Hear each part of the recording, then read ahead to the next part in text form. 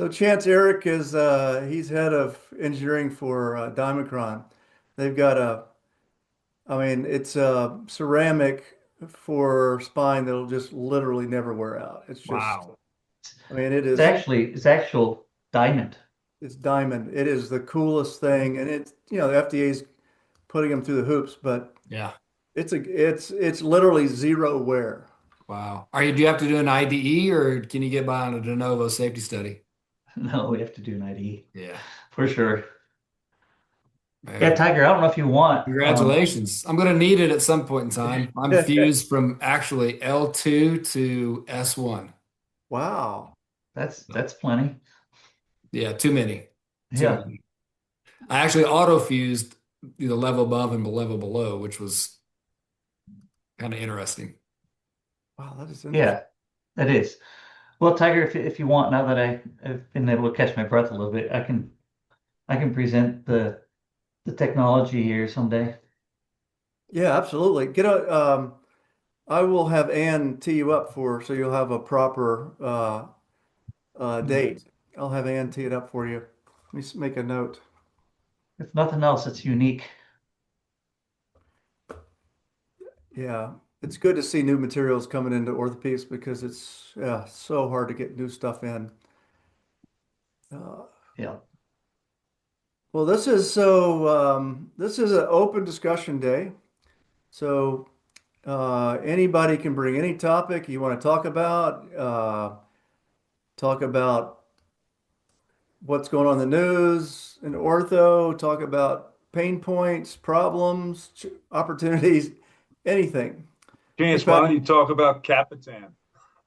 yeah, we could talk Right, about, right out of the gate, right? yeah, Well, I happen to be, involved in SI and other, Yes, sir. the Genesis guys. So I know, I know. I've Well, been, it's I've been, nice poll, to I've been be polling meeting my you. surgeons, man. I've been sending them little blurbs about it, getting some, Oh, well, thank getting you. mixed Mixed review. responses. I think there's Yeah. education and a story to be told. Well, the interesting thing about it is, like everything else, everybody wants to have data, which I certainly understand, and we're gonna provide data, but we got to start putting it in patients, first. So, but yeah, really nice to actually connect. Yeah, bro. We've seen a few things via LinkedIn over the time, but it's really nice to be a guest and be here and be able to connect with so many people that are out on the edge of bringing new technology to market. Because it's, in my opinion, at least, this is my 31st year in the medical device space, and I think it's a really opportune time to bring, technology to market. I think these larger companies, since there's so much merger activity that's taking place, they're all looking for actual acquisitions and looking for space and problems that still aren't solved is one of the reasons why we chose at Genesis to address irreparable cuff tears.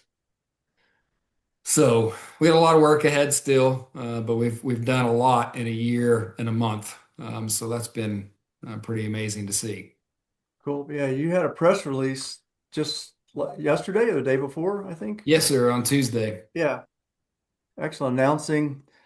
Yeah, Yeah, the formation of the company, and we'll you know give a little bit more information to the public over the next couple months. But in essence, we've gone through the prototyping, we've gone through laying out the procedure, we've gone through the biomechanics of what we're trying to accomplish with an implant that is only takes up a base portion resurfacing of the humeral head to keep the head aligned in the joint.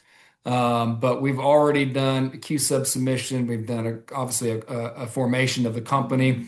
Took our provisional patent to patent pending status, both for product US, international, as well as method patent. And we're at a point now, we just started a capital raise December the 1st, which is, I'm sure everybody's laughing at me going, dude, what are you thinking trying to do a capital raise in December? It wasn't by ultimate choice, but that's when we got started. And we're, and that's, 40 plus days in, and we already have half of our financial goal received in commitments and deposits. And I expect to be, really done, I guess, maybe no later than the end of February. And so I think, for those that know Dr. Sean Churchill, he has been a shoulder expert both as a surgeon and as a designer for a number of years. We're going to be bringing aboard other subspecialty trained surgeons outside of just shoulder reconstruction, especially on the sports medicine side, because it's where a lot of these cases, especially for the primary, are. But we've made a lot of progress getting to where we are today. We're actually, already ordered test parts to do testing and validation, and finalize our Q-Sub, in the regulatory pathway, and trying to utilize, some experience of the team and expertise to get done and actually try to be commercial into our LMR in 2 years. Hey, So, Chance, do you know how long that balloon took to get through? yeah, Because those guys that I've polled are the ones that are interested. They're kind of disillusioned by that right now. I'm sure you yes, found the sir. same. I think that's the big thing that I've heard from a lot of, especially sports fellowship trained and hand and upper extremity trained surgeons, is the balloon really, doesn't ultimately make sense to them because they can't anchor it, and it's going to dissolve and go away over a period of time. And then they've all heard, or even had experience where it's moved around in the joint and it's not where they placed it initially. But to my knowledge, they didn't have any cases in the U.S. when they were acquired by Stryker. And data-wise, I think everything they had was OUS, as they came into the United Wow. States. Hey, Yeah. hey guys, Patrick, and I'm new as well. I Hey, can Patrick. chime in with James's comment. I was back at Arthrex-Corin then. We did actually first in human of the InSpace balloon, and the only thing I I can advise you is define what is a irreparable cuff tear. That was one of the biggest challenges with Yeah. the in-space balloon. What the Italians called irreparable, the Aussies said that's repairable, and that was where really the initial challenge was of the in-space balloon. And, Yeah. and you're correct. There was no cases in the US before the acquisition. Was all um, OUS. Yeah, but we decided not to proceed. Um, yeah, so I was back then for reasons. Uh, Yeah. but that's just some insight. So that Well, one is appreciate it. certainly an interesting philosophy rather than replacing the Yeah. cuff or repairing the cuff. Address it from the bursal side, right? So, Yeah. but it's yeah, I still don't quite understand how it works. So. Well, I think from what the surgeon feedback that I receive is, they see the degradation process of the humerus as it starts to migrate proximally and dead end into the acromion. And then, is it the simple part that I always hear from surgeons is, well, it's kind of like your front end of your car gets out of alignment. You start creating wear patterns, and they become rather immobile, and it becomes very difficult to go through range of motion. And so I think the premise was, let's kind of put a pad in there, and you kind of hear these acromioplasties where people are even trying to sew in some material to try to keep the subacromial space as robust as possible, and keep the kinematic alignment. And so, especially since we spend, what, 90% of our time in neutral, but when our deltoid fires, that's when we get up into abduction, and that's when they obviously start to hurt the most. And so we're trying to address the biomechanics of it and not, all the biology. If there's these patients that are out there that are 35 to 55, 60 years old that maybe have had, two previous attempts at repair, and to your point, now have no real, answer. And surgeons are frustrated for not having something there. So I know at MMVC, was kind of looking at the companies that are out in, the front end of the care continuum. And there's really seems to be a lot, because trying to create a better anchor, make it more efficient, and certainly make it repairable in that sense. But problem with it is we know that the retear rate is high, and there's a group of patients out there that have already, had a secondary repair, but don't have any osteoarthritis, but yet don't have, a real surgical option. And so we went to the back end and this space in between an augment, because Genesis worked on um, the tapestry augment that sold to Zimmer Biomet a couple of years ago. And we said, well, what about these patients? The ones that are diagnosed each year, a couple 100,000, and the ones that have been suffering through this for a long time. And so that's what we kind of tried to work towards creating a solution for those patients. Got it. Hey, Raymond's been patiently waiting. You got a question or comment? Well, probably a bunch of ignorant questions because I'm not familiar with this space.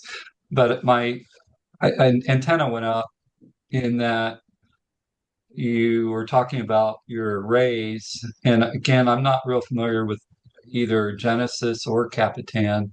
Yes, sir. And so, first off, did I hear you say this is your first time you've been on BoneChat? Yes, sir. Okay, well, welcome. And hopefully we're not making you feel uncomfortable because I'm all these questions. But my question is, how did you approach your fundraise at this stage? Are you using safe notes or are you establishing a valuation? And then what is resonating with the investors? Yes, sir. Well, number one, thank you all for allowing me to join. I've actually told Tiger I would be joining last year, and I'm finally, getting around to joining. I've heard so much about all of you. Secondly, Genesis Innovation Group is a company that basically helps entrepreneurs and early stage companies go from ideation to commercialization. So in essence, we're trying to solve a problem that is, I kind of affectionately label the entrepreneur's dilemma, right? There's lots of entrepreneurs, kind of like Shark Tank, that come in with an idea and they got a lot of passion and they got a lot of work ethic. The problem with it is, you're missing vital, information about what the process entails, how much time it's going to take, how much capital investment, and they don't have relationships, and they don't have really a ton of investment capital put in it and time, or really a definitive need is what an exit strategy would look like and what the requirement would be. So we actually formed we formed Capitan as a subsidiary company underneath Genesis. And the thing that we always look at with regard to our, potential companies that we work with is there's kind of 6 things that we ask. Number one, does your technology solve a clinical need or a clinical problem, right? Number 2, does it fit into the current workflow with the surgeon user and especially the actual surgical setting? Because we know ASCs are really ramping up to take on more patient load. Number 3, is there a clear pathway to reimbursement? Meaning, is there a actual CPT code that's out there? Number 4, what does the leadership and management team look like? How much experience do they have? How much expertise they have to getting through this process? Is there a low cash burn? And then, is there clinical data that supports the actual, claims? And so what's resonating right now with our early investors and those that have committed to invest, we've already done one close on January the 9th. Our second close is going to be on actually this coming Friday. But they instinctually, see both industry experts, surgeons, and, VC investors. They see the clinical need and they see the market size, right? And they know that there is a clinical need that is unmet in the market. There's not a lot of real competition that has solved it. There are all of the 68% of the global market share is controlled by 8 companies. And so they look at who could be a potential acquirer and do they have anything in their product portfolio now? And so we also get to, the fact that we do have a reimbursement code. and we're trying to solve a problem not just for this patient and for the surgeon, but also for the clinical setting. So we've made all of our instruments and implants sterile. So there is no work for the facility to do sterilization, which we can actually put a non-arbitrary number on nowadays in order to process this for every case. It's They ACS, also, it's ACS ready, right? yes, sir. Yeah. Yes, sir. Exactly. And so we have a very experienced leadership team and surgeon design team that we're actually going to be continuing to add to. Our cash burn, we don't have any, outstanding debt. My company Genesis, we did basically the seed in a sense, and we've already invested, over $500,000 in getting to the point where we are today. So there's, in a sense, a lot of de-risking that's taking place. And I'd say the last thing regarding the investment on where we are, this is kind of like a friends and family round. And so we're gonna get to FDA clearance, and we're raising enough to cover the first 150 patients that we do in this round, which is kind of far along. And that allows us to basically create a registry with this group of surgeons that we will identify and put forth, and then we'll allow them to, follow these patients for a defined period of time and publish the outcomes. So that we need the proof points because we are taking this to market to sell. And I Um, think what we've heard, does that answer your question, sir? It was very helpful, but my other question was, Oh, are you finding that you needed to use a safe note with no valuation set, or did you establish a value? I apologize. I left that out. So thank you for reminding me. We're using a convertible note, and we're trying to create some, downside and upside protection. So we're going to do a 6% interest on this. We're going to do a 20%. Sorry, we're doing a 20 million cap, and we'll do a 20% discount as well. We expect that our next valuation and potential price round would be after receiving clearance, and we expect a higher valuation at that point in time. Mm-hmm. Very good. Thank you. Oh, thank you. I hope that answered it as brief as possible. Well, just one comment that may be helpful, or maybe it's obvious. The Integrity Orthopedic acquisition Yes, sir. last week from Smith and Nephew has got to be a shot in the arm for you, I would think. Yes, sir. We see the market, if you look at the CAGR of the last 10 years, it's 5 to 7%, depending on where you look. And so a lot of activity.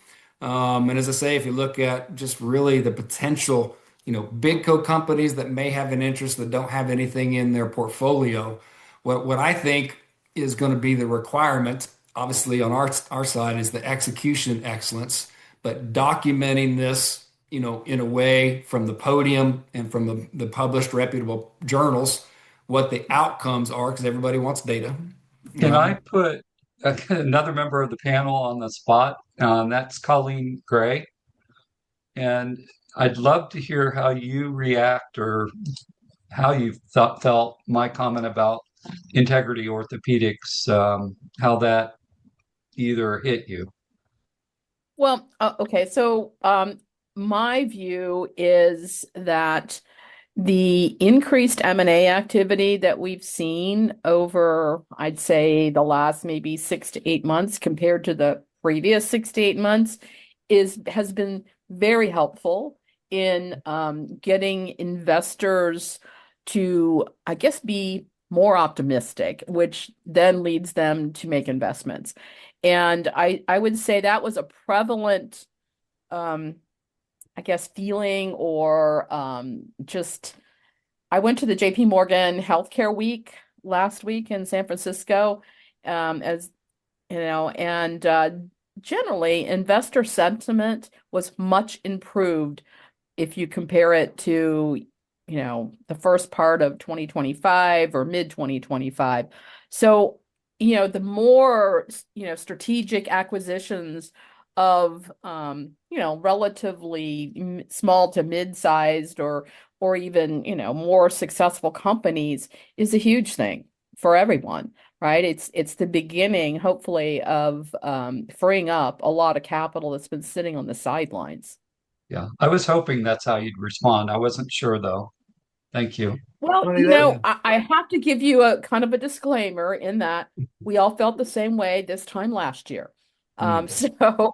But I think it was more of a hope without any data a year ago, whereas now there's actually been, a lot more M&A activity and not just the huge transactions, because while those are something, it's just not, it doesn't help that many stakeholders in the industry. Yeah. The other thing is that the IPO market is open for real now. I mean, the shoulder innovations is that's got to help also.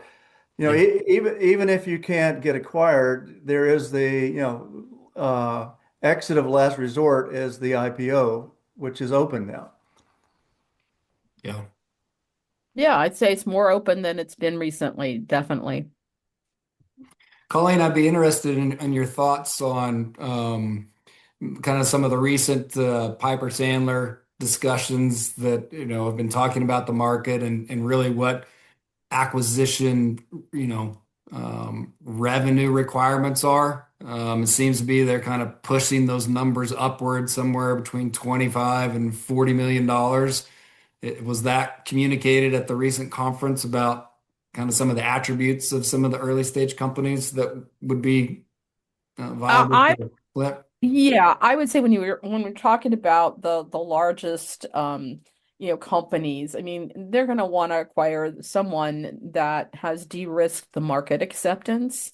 And I think that's the biggest reason for those revenue numbers creeping up a bit.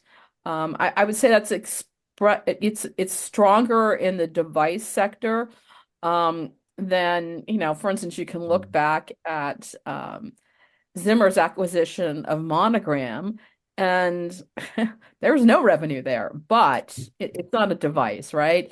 I Yeah. mean, it was, Zimmer's motivation obviously has been their less than stellar performance with Rosa, so there was a different reason. But yeah, I'd say, um, you know, it- over 20 million and you have people's attention because it's not easy to get over 20 million.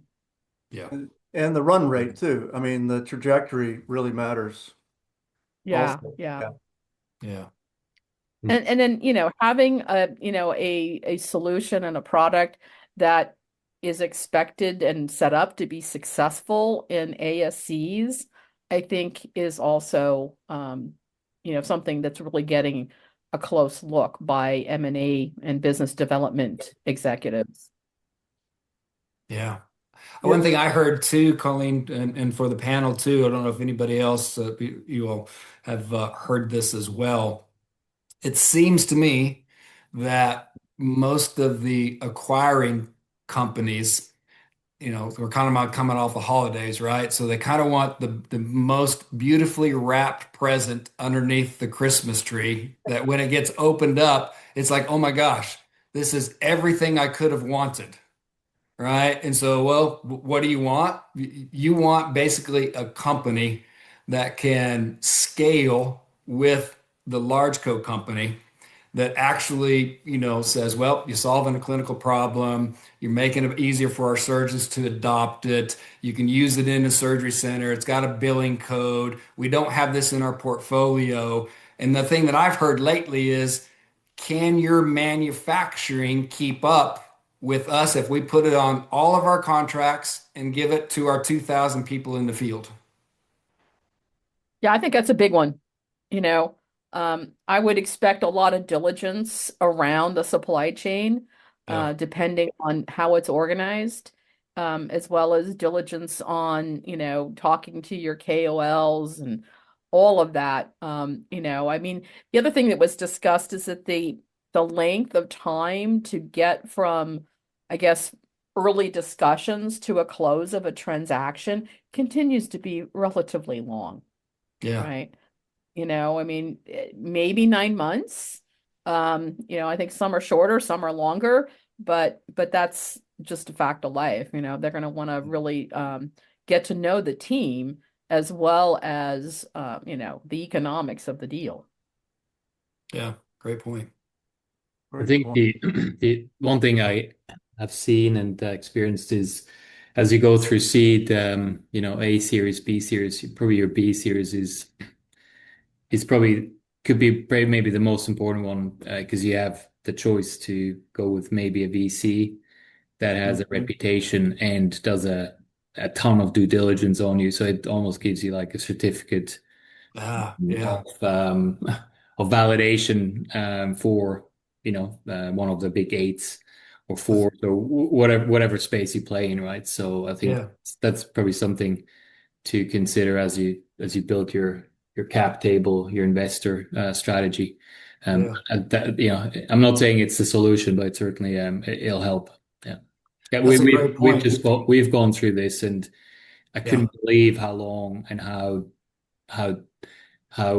extreme the due diligence process was in our company. Like it was like extreme, and so I'm like, there's not much more you can really do if you're now a Johnson Johnson. Yeah, so My blood type is this and everything. yeah, Hey, exactly. Raymond, I just thought of something that also seems to be resonating with our early, investors. Um, the fact of the matter, we think, is that we will only have to do one other raise after this is really catching people's attention. Mhm. And I think that what we're explaining is by the fact that we are, in a sense, have de-risked as much as we can to this point. We still have to put, the implant into patients and get the actual results documented, but we're doing that in this round. And so, the hypothesis is, well, you're going to be able to do, a lot more commercialization in this next round, and you're going to technically kind of raise, I guess, dollar for dollar for how much revenue is going to need to be raised in order to, quote, capture big co or mid co attention. And so two raises in totality is something has kind of captured attention. And Mhm. you're doing that because you're forecasting break even sooner rather than later? Yeah, and that, like I say, getting these first kind of, I think the goal is really going to be these first 100 patients that we're going to document through a registry and follow them, like say, for a defined period of time and show the outcomes. If we are able to achieve the outcomes that we think, and have hypothesized, then we believe that the next round will just be full scale commercialization. Yeah, yeah. Is growth venture basically. Yeah. Yes, sir. Well, that's excellent. Yeah, so for everybody, Chance and Patrick are the newest members. And Yeah. you Is know, he on? I haven't looked at the list of participants here. Patrick, you on? Yeah, yeah. I've been talking. Oh no, I'm not. I know you, Patrick. I know. Oh, I'm another talking about the Patrick. other Pat. the Oh, other Patrick, yeah. Oh, sorry, apologize. sorry. I thought you meant Patrick Jamnick. I You're am here. This is Patrick. probably the longest I've stayed silent in a BoneChat conversation, last year and a half or 2 years, but I am here. Well, Yeah. it's when you all brought up this lengthy time frame. Patrick and I experienced this with Stanmore implants, Mm, and oh my gosh, was that a lengthy period of time? We yeah. thought they were just kind of watching to see if we'd drain capital. Call us when the bank account's 1 cent, and then we're ready to pull the trigger. Yeah. That's right. So Patrick Kania is the CEO of Field Orthopedics, and they're a Yeah, really innovative hand and wrist surgery company that's making headway in the US. So absolutely. yeah. Thanks. And tell us about your fundraising, Patrick, because I know you've been very successful in the last year. Can I keep the fundraising till next week? Is Oh that yeah, yeah, yeah, no right? problem. That would We be can do good because don't want to jinx it, and I've got six that. days left until I see the money in the bank. So Yeah, it's not there till it's wired. That's right. I don't know, but we're doing well. We've got we're sort of ready. We've an Australian organization now flipping into the US and have some really good ideas around where and how to disrupt the hand surgery space. It's probably one of the last spaces that just has been completely ignored by the big ortho companies, other than the distal radius plate. So yeah, but I think there's a lot more to do. Yeah, so appreciate being on this panel and with this group. So I'm looking forward to learning a lot and hopefully adding a lot of value as well. So appreciate that. And I gotta run out because I got a really key meeting with my new bosses. So they asked me to join now. So really appreciate it, Tiger, as well. Yeah, thanks for popping in. Good seeing you, Patrick. See you guys. We'll Bye. see you at AAOS, right? Absolutely, yeah. And then obviously next week again, right? So thanks. I will give you a call, Chance. I didn't realize you worked for Skeletal. Skeletal, yeah. Yeah, let's definitely catch up. All right, ciao. Thank you. Bye-bye. Bye. Bye. Perfect. So a few months ago, Al Nani whispered in our ear that Arthrex may be buying Corin. There's still no press release, but I'm hearing from employees that this is going to happen. Yeah, it's closed. Yeah. They put out a letter Oh, to really? the investors, and it is I could write the story. It is the perfect example of a company with an amazing foundation and future that got run so poorly and ended up selling for less than the debt of the company. Like, Wow. there's conformists of the world and stuff that they're with a good organization now. Restore 3D at a song of 14 million, which was insane. But this the journey was sad because first it was outside U.S. leadership that just could not get the U.S. market, and then it was a private equity group who was not in med devices and appointing board chairs that had no real, couple guys who got some lightning in a bottle here and there, some big names, I won't mention who, but just had no real feeling for the market and just poor decision after poor decision. And I mean, I don't know what Arthrex is going to do with it. They've tried it before, but I'm not confident. The sports and joints, two separate cultures, two separate worlds. It's totally different. So it's a shame. Do you know what the price is? I do. Hear it?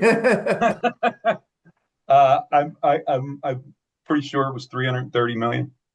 Wow. And their sales are what Well, the sales are globally, they're close to 100. However, the Premier Group self-financed the debt, and so they're getting paid first. They bought 260 million. Premier bought it from the original group, the Corin Group, and Omni and everything. So they then they financed another 100 million in self-financing or whatever. So the people who had founding shares are totally screwed. Like nothing. Zero. Wow. Yeah, it's terrible. And buddies, people who were counting on it stuck around. Yeah. And it's a shame. It's a shame. So that's the word.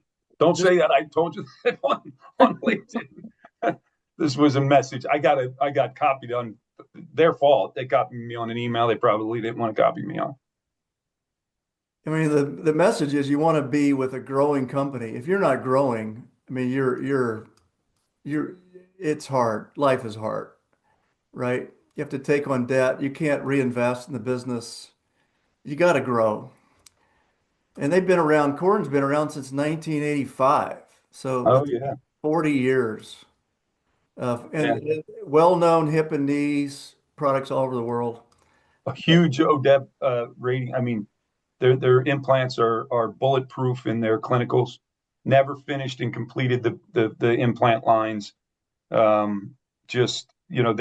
started and bought that company out of Australia, the hip spine relationship.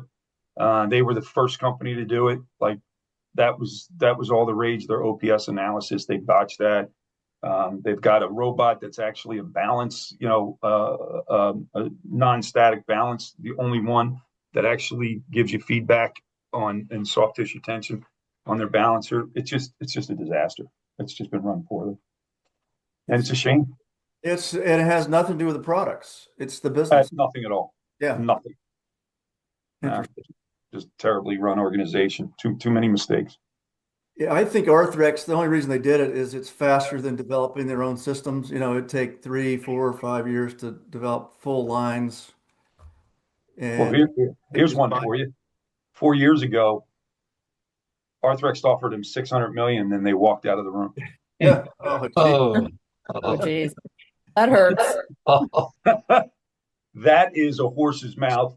Walked out of the room, said, "What did we just do?" Moment somebody told me that Reinhold left the meeting enraged. They wanted $1 billion. Wow. Yeah.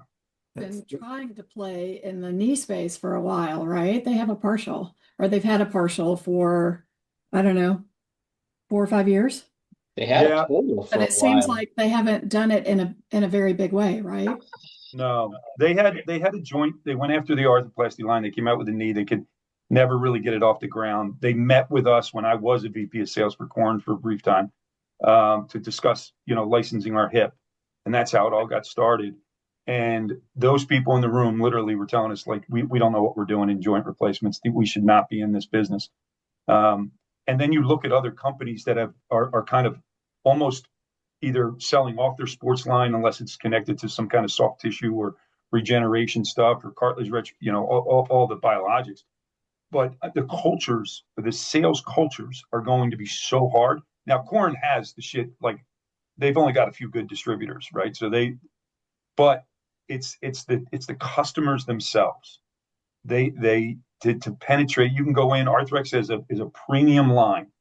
Corin has been a value-based quality line, and you are merging like ideologies of business and how you are represented in the market. So you can't turn Corin into a premium brand overnight because too many people know that they're not. And the surgeons, they don't understand how loyal the reps and surgeons are, and they don't cross. They really don't. I mean, you're going to find some sports surgeons who are like, sure, I love my Arthrex rep and I hate my knee rep. I'll combine, but they're going to be few and far between. And I'm saying this with the utmost confidence. Like, I know this is going to be the dynamic because I'm a joint guy. I brought in 3 different qualified, experienced sports people to sell really good products with me, and we have failed because they can't penetrate through Arthrex or the others, and then they didn't have any joint replacement, and our joint replacement guys can't cross over. So I don't know. It just seems to me that if anybody can figure it out, Arthrex probably can. Maybe. Well, I'm sure they'll have a revolving door down in Naples and do what they do, where they, pay every surgeon $1,500 to come to Naples and have a couple days in Naples. And, I mean, that's their model. Yeah. I think what Al's saying is people underestimate the different sales channels and how hard it is to cross sales. I mean, there's I totally get that. I was just thinking that if anybody can set up a separate, ortho sales group and execute with it, perhaps it's Arthrex who can do that. I know, again, Smith and Nephew has had kind of both and has been pretty successful. And then trying to cross over between the two has always been a challenge, at least when I was there. But I don't know. I was just wondering out loud if perhaps Arthrex can create that, separate sales channel and be successful with it because they are pretty good executors. Is my only thought. No doubt. And I have a very, very front row seat in this whole experience and have these things that I know have gone on, but I just see difficulty and it's just going to be what is considered a success, right? In the end, what's going to be considered a success of the merger. And raise your hand if you've seen a company that buys another company that's a very different culture and it just goes belly up. Raise your hand if you've seen that. The few, Synthes, It's easier. it was It's a much shorter list that it hasn't right? Kyle, Exactly. Yeah. Kyle, Flip it doing around. the same Who's been thing. successful? Name a good one. What's a good one that's actually been accretive? Anybody think of one? Maybe Globus Mako? maybe Globus and Nuvasive. I don't know much about the particulars. I just know the president of sales is a buddy of mine. I So think it's that was going a on. little more of a hostage takeover than it. Yeah, exactly. I guess so. Stryker point Mako. about like Stryker did a lot with Mako. I mean, that was probably one of the biggest winners. For sure. Yeah, for sure. Biomet getting the hand innovation stuff probably fits the bill, but then it got destroyed with the Zimmer thing, 2 years later. So it's round and round we go. True. I think Al's point about like what counts as success in their minds is probably really astute, because like if there's $150 million in sales domestically or whatever, or 200 million domestically, like turning that into 300 or 400 is probably doable with the sort of normal playbook stuff. But like turning that into $1 billion, sort of like Smith and Nephew type of levels, will require enormous investments on their part, and there just will be a lot of competing voices in the room of like, well, why we're going to pump all this money into this, and they're simultaneously trying to sort of like stand up a spine business, enter like a couple other different verticals at the same time. That causes or has the potential at least to cause a lot of like budget types of arguments. And not first and foremost from like the sort of like bread and butter sports lines or sports portfolio. Yeah, I'm sure the math equation is fairly straightforward. If they're sitting on $1 billion in cash and want to use some of it, right? If they're only spending $330 on core, and they're probably getting $30 million worth of inventory that is already in place, they don't have to reinvest in. If it's $100 million in sales, it gets pretty quick before it looks like a really smart investment, even if it's not even fostering growth. It just expands their base and maybe gets them into some more accounts. And now you get same store sales potentially from mixed distributorships. So I don't know. I think Laura Land's comment about maybe Arthrex can figure it out is, I think, part of it. Or they don't have a great track record of every time they get into total joints, it just doesn't seem to work. But they're going to keep trying, I guess. Al, what's the breakdown of OUS sales versus US sales at Corin? So they lost a lot. Their big markets were really important markets. So it was Australia, and then they were growing in the US, and they've been a foundationally pretty strong company in the UK. But we were at 43 million at the top when I was still really active in distributing Corin. 43 million US, about 30 million Australia, and then the rest outside in Europe. So, which basically the UK. So it's like an English-speaking company, English-speaking joint company. Yeah. We had some fun there, man. I mean, honestly, I went with them, and my buddies went with them to lead them at the time when I got taken direct by Depew, which was good. But I went because I'm like, holy crap, this company has got quality implants, has a great vision on technology that's going to be brought responsibly with cost. And I just watched it. I don't know if I'd say go backwards. It just sat.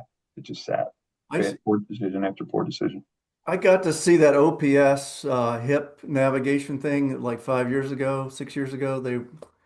That was pretty cool. That was really interesting, but they just couldn't execute in the US. Well, they didn't have a deliverable product, and the software was being engineered in Australia. So even the timelines of getting these discussions down with engineers, it was never fixed. Yeah. No investment in US-based engineering, which I see a lot with a lot of custom companies, right? We've seen that across the board, but they started the whole hip spine discussion. They were it, or Corin started it. But they never could have a deliverable, never could come up with a PSI guide, never could have instruments that were actually able to take the plan and implement it into the patient. And well, it'll be fun to watch this one play out for the next year or two. Hasn't Arthrex, didn't they create a cardiovascular division too? I thought I saw that they're entering into cardiovascular space as well. I think I That did would be see. bold. That I would be think I quite a did see. jump. Maybe I missed that somewhere, but They're trying to obviously, get into a lot of like interventional spine types of things, but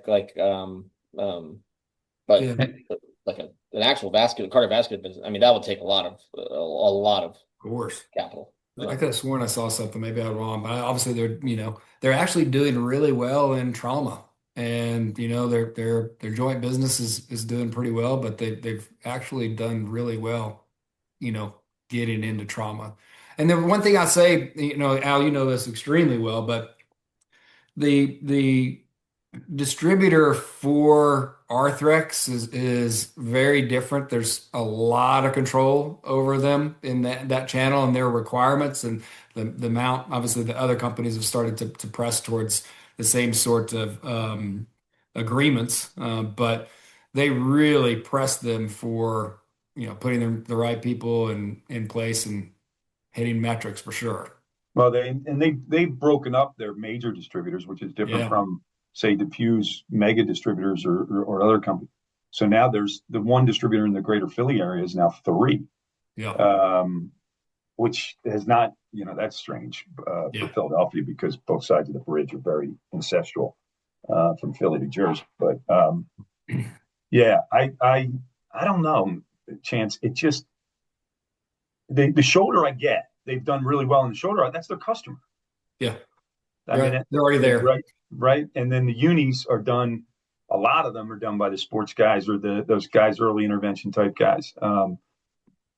But listen, it's not going to make any difference to me if they succeed or not. I mean, it doesn't matter in my world. So I'm giving kind of a very thoughtful prediction. It's going to take some time, as everything does. But I think the real challenges will come when they realize just how different the customer base is.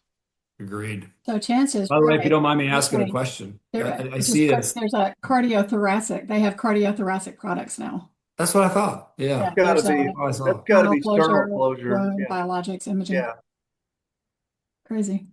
So Al, I do have a quick question for you because I see a pretty significant dichotomy in the two pictures you have on your wall, my friend. This is my first time seeing it, and I'm like, wait a minute, Tiger Woods and Jack Nicklaus, and then Steve Martin, the jerk below. I love got it. my Christmas vacation, and yeah, I just Yeah. gotta let people know it's who I am. If you know me, Cool. golf Love it. and not taking myself too serious. Raymond. So thank you. So I'm going to put Tiger on the spot now. Since you said rumor mill from a couple months ago about Arthrex, you also said rumor mill Medtronic spine, Right. if I recall. So any update on I what haven't you're heard hearing? I haven't heard anything new, but it's going to be a IPO spin out of the spine division. It's going to take a long time. We're all going to see the S1 and everything.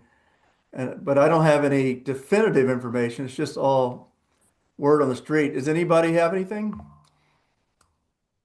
So I know a major distributor for Stryker that's very connected that has been approached by Medtronic to carry the spine.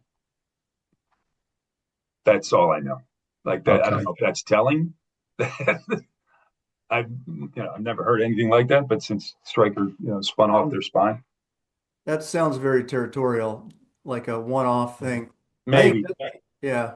I mean, Medtronic Spine's division is the least profitable and it's growing the slowest, and they have no choice. They have to get rid of it. They're going to do the ZMV thing and spin it out and give it a chance. And especially with the IPO market opened up now, it kind of makes sense for the bean counters. But I haven't heard anything, Raymond. It'll be a slow moving story. Thank you.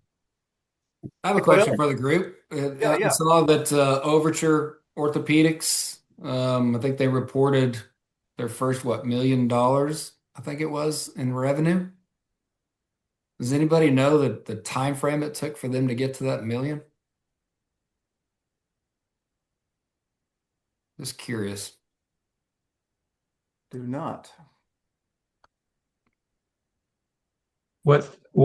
How would you characterize a good time? Well, how do I put it this way? What's your goal? If I could put you on the spot, to get to a million once you get your 510(k) clearance. I have modeled at this point in time with our team getting to about $8 million in 2 years. That sounds doable.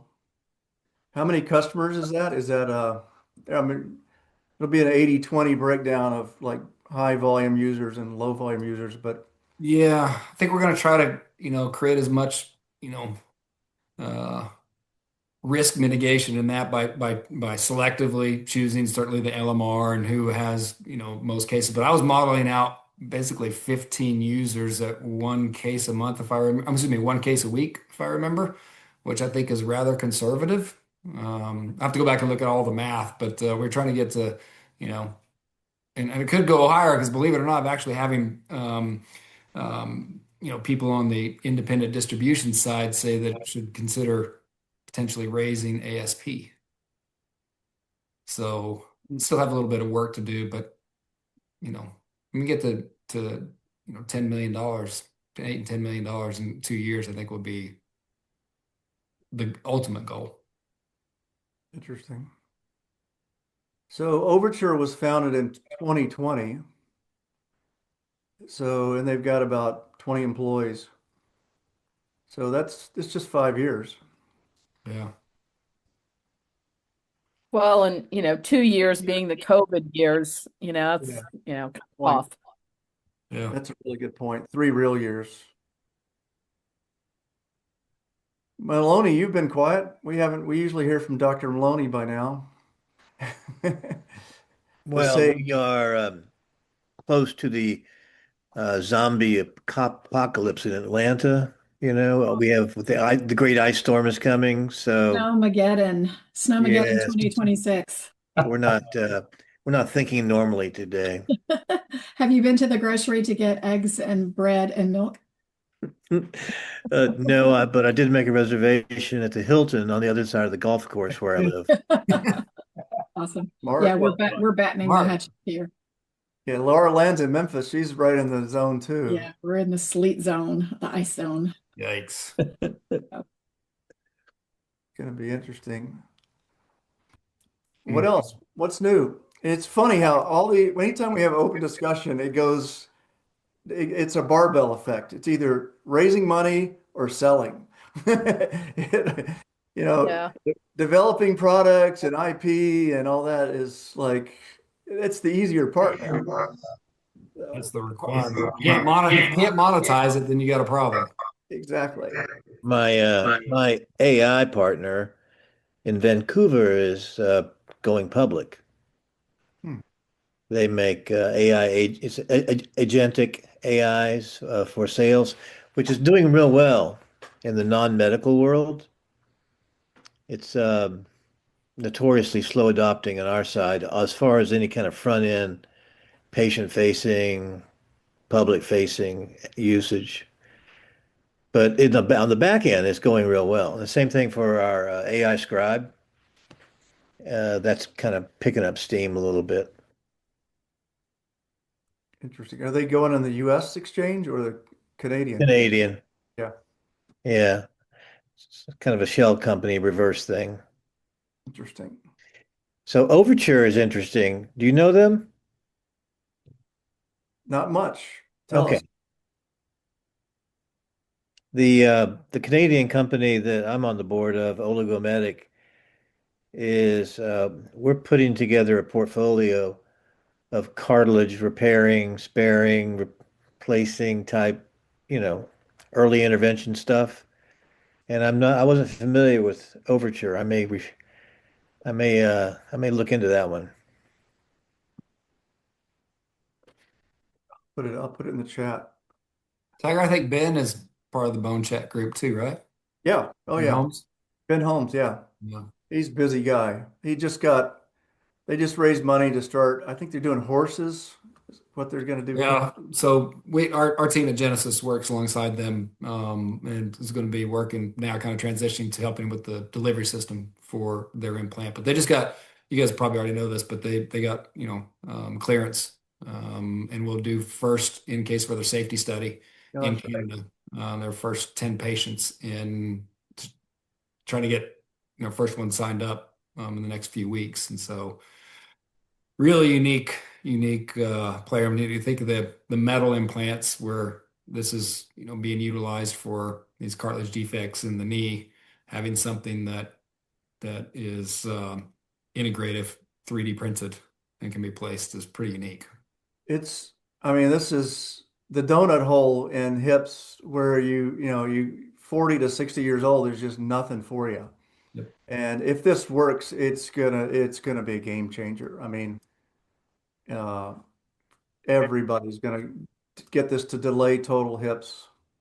Yeah, I don't know what the patient criteria would be, but it could be huge. I worked at Active Implants for a couple of years, and we were trying to do the same thing in knees with a meniscus replacement new surface, and we couldn't get it through the FDA. But the patients in Europe that had it just loved it. I mean, delayed unis or total knees, took away the pain. It was a sports medicine mini incision. It was outpatient. They hopped off the table and their arthritis pain was totally gone. Wow. And it just the meniscus just helped spread the forces out to the tibial plateau better instead of point loading. And even when they had a dislocation, the patient would come back and say, I want another one, doc. I got my life back. Hmm. I could garden again. I could walk upstairs again. So yeah, we're pulling for Ben and Nanochan. That could really change orthopedics forever. Yep. Chance, where are you located? I actually live in Oklahoma, and our office, home office, is actually in Grand Rapids. But interestingly enough, our entire company is remote, and Okay. so I kind of like to say we're investing in expertise and experience and not square footage. I was- I knew your name. I was trying to think where I may have met you or saw your name before. Skeletal I saw dynamics. Synthes. Most recently, Skill Dynamics. I was there for basically 7 years. Okay. I was with George Orbe the day he sold that first company, Oh and yeah, and and innovations. we had dinner that night, and he bought a boat the next day. Yeah, I think he bought an island a little bit shortly Yeah, after that. that was the story. Yeah. We made a run when I was at Wright Medical, 2003. We made a run at him. We offered him 50 million, and we did due diligence down in Miami, and Really? yeah, it was a done deal. And then he ran into I don't know the backstory. You guys may know. He had a friend that owned. He was a newspaper owner from Colombia or Argentina or something. He became real good, and he said, "No, no, no, your company's worth way more than 50 million." And so the next day we had lost the deal. Wow. Yeah, Yeah, I think they had ended up selling for 180 million, I think, to a the, few. At the View, yeah. That I was just also I remember a couple things down there. First of all, they didn't really have a quality system, No, and no. uh, Orbe had the engineers in his surgery center, and so he would go to surgery. Everybody knows this stuff probably. He'd go to surgery, come back, and he would get on CAD and say, "Okay, move the screw hole 3 millimeters over there," and he was making real time changes Yeah. to the implant, and he would just iterate every couple weeks, and that was one of the secret sauces. The second secret sauce was all of the profit went into buying more surgical trays. And I mean, for a tiny company, they had like 10,000 hand trays or something crazy. Um, he reinvested every dollar. Yeah. So innovation and then supporting the sales force. He's a Wow. brilliant guy. He invented dorsal plating. I mean, he's a brilliant guy. I just I remember actually spent 15 years at Synthes, and I remember this coming out, but I remember even before that when Synthes had the pie plate and the T plate in the same set. And we were always asking, like, what is it? What's this T plate going to be used for? Ah, you put that on the volar side. And so I would talk with surgeons, they were like, we don't do anything volarly, and that caught lightning fast. And that was, and you're right, they took advantage, I think, of doing education and putting sets in the field. That was the whole philosophy, and their whole, number one customer and focus was hand surgeons. it was a great When I program. got the when I got the skeletal dynamics, I'm like, well, who do you think your customer is? And oh, it's hand surgeon. I'm like, do you want to be a hand company or do you want to be an upper extremity company? We got those We just trays. actually had patent go out today. I saw for they have a reverse shoulder arthroplasty, system now that they want to get into that market, which I'm sure you all know. I mean, that's what, 25, 50 million just to get started. Hmm. Hmm. That Hand Innovations purchased by DePuy, we were all joint recon and shoulders, so but they gave it to us, and it was timed unbelievably. Orbe was beloved. He had his disciples. Yep. He was the engine that was driving it. They had so many sets for us, and we were like, "Holy shit, this is actually something we will embrace as Right. joint reps." So we were disappointed with the Synthes acquisition because that was Yeah. many reasons for me, but they when they took it away from us, that was like actually good fun revenue. We were hiring reps to cover it. It was great. Yeah. Yeah, they did a really good job of teaching the philosophy because it's not just that he created, the implant from Hand Innovations, but if you also really looked at what he was teaching, he taught a different exposure for the volar portion of the wrist. The Yeah. extended FCR, and they, affectionately said, "Imagine what an extra inch will give you." That's right. Yeah. It So was everybody thought it was dangerous, nerves and blood vessels. no doubt. He figured it out. He's a brilliant guy. Yeah, he is. He is. All right, we've gone over. This has been a lot of fun. We'll see you guys next week. No speaker next week, so we'll do this again. Look forward to it. Thank Yeah, you Thanks, all. Tiger. Great Thank seeing you. everyone. Thanks, guys.